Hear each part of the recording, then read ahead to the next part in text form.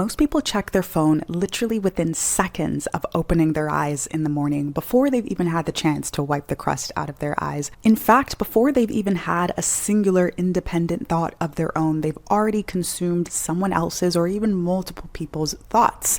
And I know right now there's people who've already started going to put this video on 1.5 speed, even though they knew they weren't going to watch it in its entirety in the first place or give it their full attention because they don't finish anything or give anything their full attention. I mean, there's loads of you looking to see if there's comments or scrolling through the comments to like them or check out what videos you're going to add or watch to the playlist next or quickly switch to because, again, you can't bear going 30 seconds without something fast, new, exciting, or fresh to give you that dopamine rush. This is the frankly sad reality of a majority of humans in 2026, no matter your age or where you're from. They did the damn thing. Phones and the apps on our phones have us in a chokehold. I've talked about this at length in terms of changing my relationship with my phone. So I see my phone as a tool and not as the world, because the world is what's outside and my real life, not the phone. And how I've trained myself to love boredom and the impact that enjoying boredom has had on my life. There are many of you who have clicked this who know how detrimental your phone and social media addiction has been to your life. You might even have embarked on a journey to be set free and to change your relationship with it, but you always kind of fall back or get caught up in the loop. You've likely even found ways to convince yourself that the time you spend on your phone or social media is your relaxing time or your time to stay connected with friends, or it's where you learn all these things about the world. I have to say to you, it's all cope. And what I want to do today specifically is talk about the urgency you need to have to fix your relationship with your phone and decenter your phone, decenter social media. This is absolutely not something that you should take lightly or push back any further. In fact, if there's one thing I want you to take away from this, whether you watch it to the end or not, it is that fixing your relationship with your phone and doom scrolling should be of utmost importance to you. It should be the number one thing on your list, because one, I promise you, it will heal your mental health in ways you can't even fathom right now. And two, your time and what you do with it is the one thing in this life that you cannot get back. So what you do with your time should be of utmost importance to you. And you should have the most urgency in creating more time so you can live more of your life to the fullest, doing things that actually light you up, that you will remember and look back at on your deathbed. That's what I hope to accomplish with this message today. Let's get into things.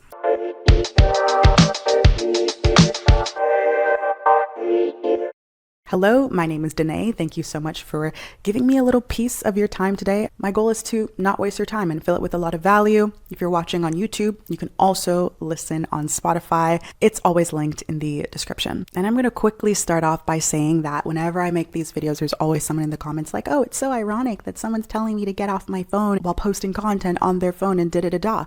Duh, because I'm trying to attract people on their phone. But more importantly, I'm not anti-technology or apps. I've never ever had the sentiment that you should completely remove them for your life. I don't think that that's necessary. I love social media. It has changed my life. I love being connected to people around the world. I think it's extremely cool.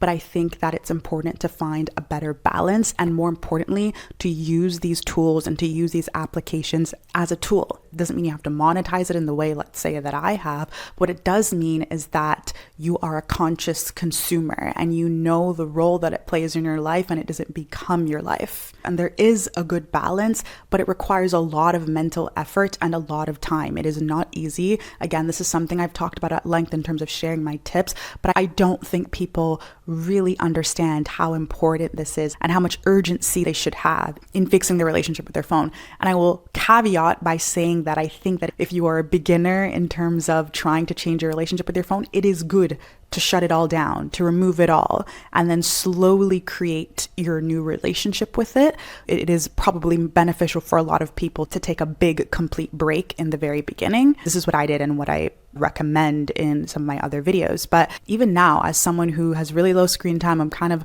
known in my friend groups to just be like hardcore when it comes to not being on the phone. But even then, When I'm having a very stressful week or when something stressful happens in my life, it takes one small moment of weakness for me to fall back into the loop that I was in years ago when I realized, oh, this is getting bad. Maybe 2-3 weeks ago, I had this really weird, stressful interaction in my life. And it was late at night, and immediately I found myself just ready to delete my app blockers and just like doom scroll. And I realized it was because I didn't want to at the time deal with the emotions that came with that situation. And this happens on a smaller scale. As I said, if I have a stressful day doing work or with just regular life stuff, I have this intense feeling to just turn my brain off and doom scroll. But that kind of bigger, more intense situation really heightened this for me. And it's what inspired me to talk about this today, because in the smaller moments where I'm having stress, I can manage that. I know what my mind is seeking. I'll go for a walk, I'll read, I'll do a moment of meditation. I've gotten good with that. But the more intense the emotions are, the harder it is for me to have that willpower. That's why it's good to have the app blockers in place. I use Freedom. I'll link it below. I'm not affiliated with them in any way. I just quite literally used it to fix my relationship with my phone. And I know people use all these other things. I think the brick and whatnot. Those are all good because in moments of weakness, they're there as sort of like a friction point, which is powerful. But sometimes those are not even enough. And it got me thinking that it's because it's not just us being addicted to doom scrolling and that dopamine that it gives us when you can just turn our brain off and get pushed things that we're going to like or give us the information or entertainment or whatever we're seeking. It's also simultaneously trained us to avoid reality and to avoid big emotions. Think about it.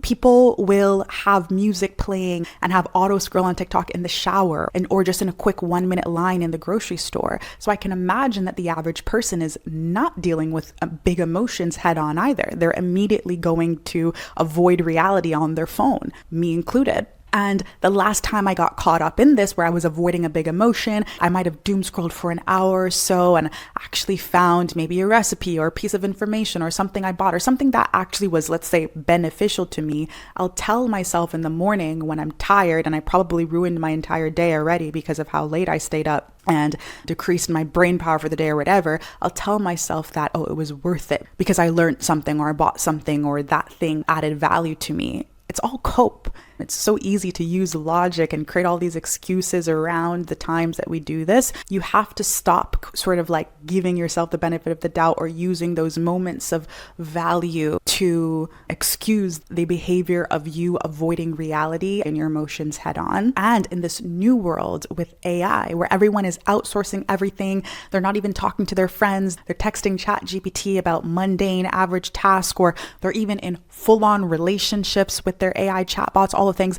In this world where that's becoming the norm, where people not only have no attention span, but they're literally becoming dumb because they're not using their brain to make decisions in any capacity. Respectfully, do you want to be a part of that? Do you want to be a part of that bottom class of society who literally, funny enough, become actual robots? Because not only are they dependent on their phone and social media to fill their every second, but they're dependent on it to then make any decision that they do while they're not doom scrolling. Do you want to be in that group of people? Quite literally no independent thinking, no thoughts, no space, no capacity to write a sentence. That is already rare and going to become increasingly rare. I don't want to be in that bucket of people where not being on my phone for 5 minutes is an accomplishment. I know that is my leverage as a human. I know when the world is going one way, I need to go the other.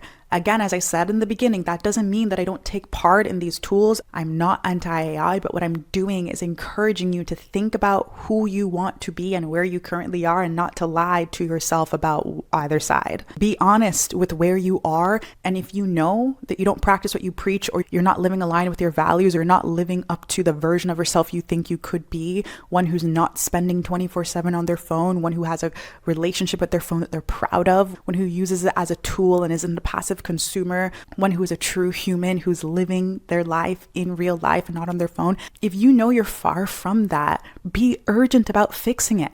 I promise you, everything else you're dealing with, you wanting to go to the gym, you wanting to spend more time with your friends, you wanting to get better grades, to get a new job, I promise you, fixing your relationship with your phone will then make all of those things 10 times easier, just at the pure fact that you'll get your time and your mind back. Just those two things alone will make everything in your life easier. I can confidently say that in the past 2 years, I've had drastic changes in my life, moved across the country, doubled my income, started a new business. And within these 2 years, I spent the least amount of time on my phone and or listening to music. And that's crazy for some people to even fathom, because I'm also posting online, because I've actively chosen to play the game. I understand the importance of putting myself out there and creating more luck for myself and being visible. But I also understand that who I am, my brain, my thoughts, my voice, that's my edge. So therefore, I'm going to play the game correctly and find a good balance for it. And anyone can do it. You just have to let go of that nihilistic attitude towards things, oh, we're all doomed, and make a true effort fast. I hate to get so morbid and intense, but you don't know when your last day is. What if your last day is next week or in a month or in a year, and you continued putting off actually living your life? Imagine how poor that would feel. This is one of the best commitments you can make. Commitment to getting your time back. Commitment to getting yourself back, your life back. So yes, as I said in the beginning, it's for those of you who open your phone before you've had a literal thought for yourself in the morning. It's needing the background noise of video or music or whatever at every single second, getting ready or walking to the car, in the car, every single moment where you're not actively doing something. But even when you are actively doing something, you need to fill the space. That is you also avoiding reality. That is also you avoiding your own voice, avoiding your thoughts. Even if you're listening to people that educate you or give you new perspective, there might be people or things that you listen to that you know are, like, let's say objectively good for you or have added value to your life, because I have that too. But you still need to treat those people or whatever it is as additions to your life, as tools, as entertainment, pleasure. You want to allocate time for it and not cope about it because it's kind of good, it's kind of valuable, it's made your life better. Because the more you do that, the more you reinforce the addiction and the more you create this sort of relationship with yourself where you push your emotions down and you don't create space to build a relationship with yourself and who you are. You have no thoughts of your own. You're not conscious of your subconscious, and your subconscious is what is ruling you. You actually should be optimizing and curating most of your busy days where you're working, you're going to school, you're doing all the things, you're taking care of kids, whatever you're doing.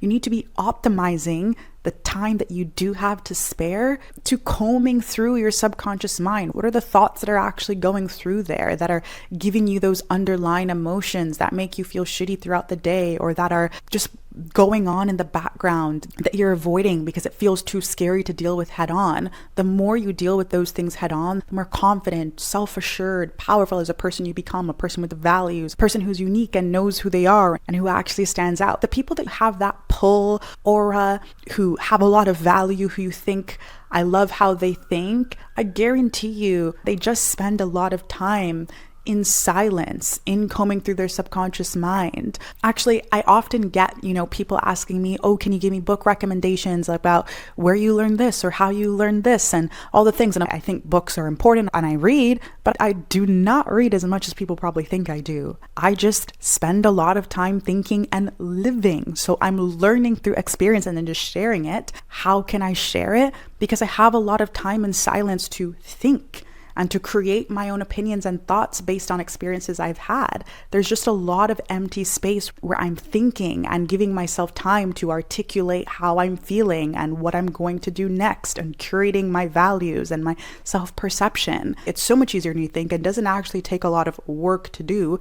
It just happens when you're not constantly filling your space. So I encourage you to be hardcore about curating space for silence and attacking emotions head on. As I say, that the best gym sessions are the ones where you didn't really want to go, right? And you pushed yourself to go anyway. It's the same thing when those moments when you really just want to doom scroll, something bad happens, you had a stressful day, you want to go fill the void with something that turns you off. Those are the moments that you should force yourself to attack the emotions and feelings head on, whether it's just sitting and thinking or journaling and letting the thoughts out or going on a walk. Literally fight to do anything in that moment to free yourself from the shackles of doom scrolling. And I promise you, every single time after that, it will get easier, because you're going to show yourself that you, one, can do it, and probably create a good feedback loop where you're like, wow, wait, that was kind of good. Not doom scrolling, adhering to my routine, not staying up late until 2 a.m. and ruining my day and then coping about it and did it all. That's going to create a positive feedback loop. It's going to show you that you have willpower, and then it's going to make things easier, and you're going to learn more about yourself as well, and probably feel better about that situation that occurred. People always ask, so what do you do when you're not on your phone? Sit in silence. The more you sit in silence, the more addictive it becomes. But the more exciting thing that you'll realize, in my opinion, is how much time you have in a day. Getting that time back that you spent hours and hours, 6, 10, 12 hour crazy screen times. Even if your screen time is pretty low right now, I promise you, you will be surprised at the things that you can get done or do, the hobbies you can start, the actual in-depth conversations with friends you can have, or time for coffee or going out or cooking or whatever. There's infinite things that you can do and accomplish, or just not do, and just spend your time thinking and laying that you didn't know you have. Because a lot of times you think that when you're doom scrolling, you're relaxing, but it's actually just creating more stress in your body, and you're not relaxing at all, because you're going through the entirety of human emotions within 1 minute. That's not relaxing. And while I don't have any scientific evidence to back this up, I know, and we both know and have an intuitive understanding, that it can be good for us. It can be. So all you need is a little bit of evidence, even if it's just one time, and every day just getting a little better, a little better, a little better, to get into the habit of things. And I'll say this as well, something else that has really helped me is not just thinking about myself in the present, but I hope to be a mother and a wife one day. And how do I want to show up then? In the new generation, when I'm the elder, when I'm a mother, when people are truly, truly, truly looking up to me, and the world has changed drastically from where it is now to the point where we're really seeing the difference between those who, for lack of better terms, locked in, and those who didn't, locked in terms of taking control of their lives, learning how to use their phone, social media, AI, etc. as a tool rather than you being the tool. Who do I want to be in that time? How do I want to show up? Do I want to be the mother who's like, oh, like you need to get off your phone and all the things, and then I'm addicted to it? Who knows even what we'll have then, whether it'll be phones or some chips in our brains. You know what I mean? I think about that often as well. And I know that comes down to reps and time. The faster I get into the flow of building this better relationship with technology, the easier it become over time, and the more intuitive and natural it will be for me to just not care, not be thinking about it, not be on it. I want to have real life stories I can share with them of the life I lived. Do you have stories to share that don't revolve around your phone? You can regurgitate all the little TikTok dramas and Instagram dramas and all the things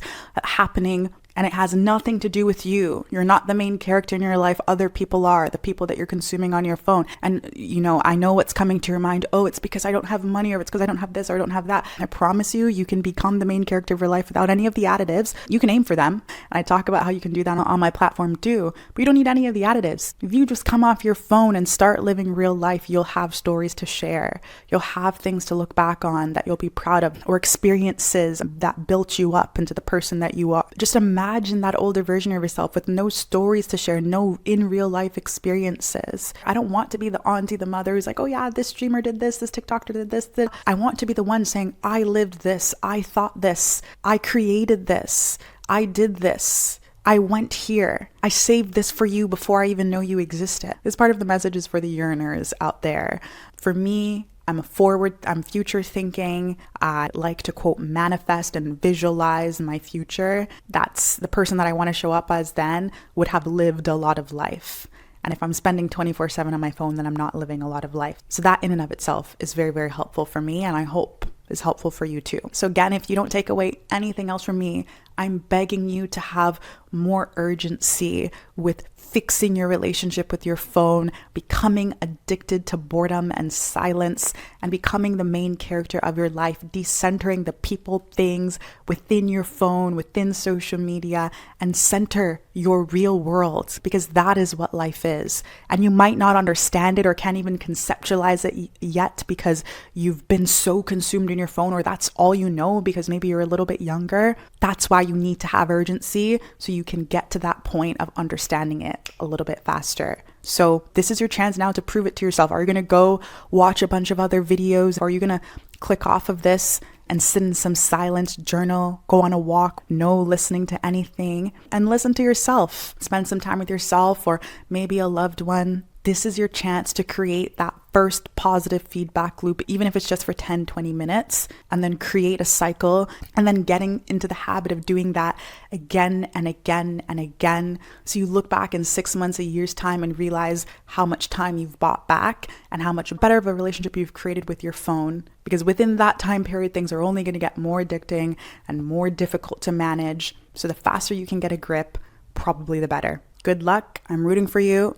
And if you found value, like the video and or send it to someone who needs it.